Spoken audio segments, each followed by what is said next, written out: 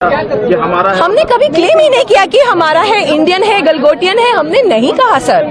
Hello दोस्तों, आप लोगों ने वो समय तो देखा ही होगा जब कोविड काल में गाय के गोबर से कोविड को भगाया जा रहा था। गो कोरोना गो करके इसी विश्वगुरु में भगा रहा था कोरोना को, और गौमूत्र से कैंसर को ठीक किया जा रहा था। दोस्तों, ऐसा ही एक कारनामा और एक ऐसी खबर उड़ती उड़ती आई, हम सबको देखने को मिली। स्क्रीन पे जो चल रहा है रोबोट, आप लोगों को लगता होगा ये तो हाथ भी जोड़ लेता है, ये तो हाथ मिला भी लेता है, ये सीढ़ियां भी चढ़ जाता है, ये झुक भी जाता है, ये हर वो एक्टिविटीज करता है जो एक मनुष्य कर सकता है। इसके बाद इसमें बहुत सारा बवाल पैदा हो गया। बवाल पैदा तब हुआ जब चीन की तरफ से एक ट्वीट आता है और वो उस रोबोट को अपना बताते हैं कि ये हमारे यहां से खरीदा गया है।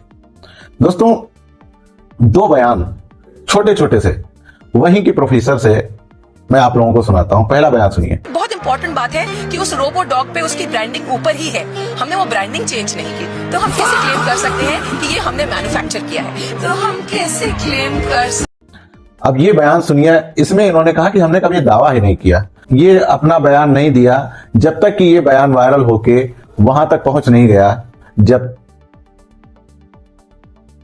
चाइनीज ट्वीट करके कहते हैं कि हमारा ये इनोवेशन है। दूसरा बयान सुनिए। You need to meet Orion, and this has been developed by the Center of Excellence at the Galgotias University.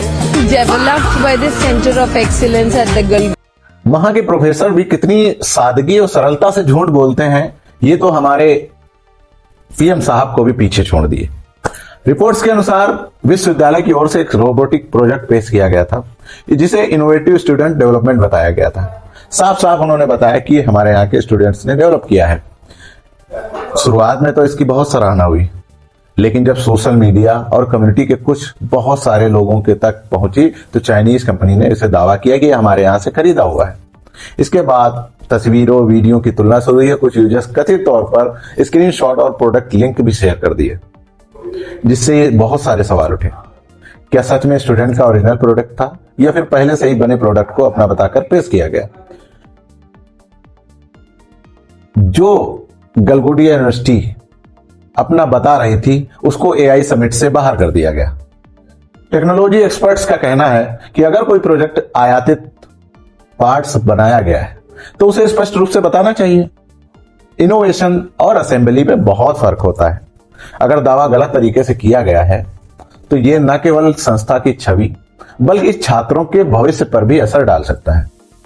दोस्तों, आज के दौर में make in India, startup India और बहुत ज्यादा डेवलप इंडिया को बढ़ावा दिया जाता है। ऐसे विवाद के भरोसे को चोट पहुंचती है। दोस्तों, टेक्नोलॉजी की दुनिया में पारदर्शिता सबसे बड़ी पूंजी है।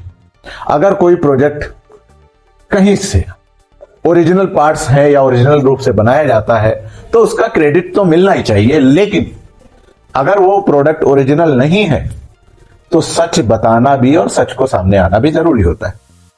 गलगोटिया यूनिवर्सिटी से जुड़ा यह विवाद सिर्फ एक कैंपस की खबर नहीं है दोस्तों, बल्कि पूरे एजुकेशन सिस्टम के लिए एक सीख है। आपकी क्या राय है? यह जानबूझकर किया गया कदम था या कम्युनिकेशन गैप? कमेंट में अपनी राय जरूर दीजिएगा, और वीडियो अच्छी लगे हो तो लाइक करिएगा, शेयर करिएगा, सब्सक्राइब करिएगा। चलता हूं दोस्तों। जय हिंद, जय भारत, अल्लाह हाफिज।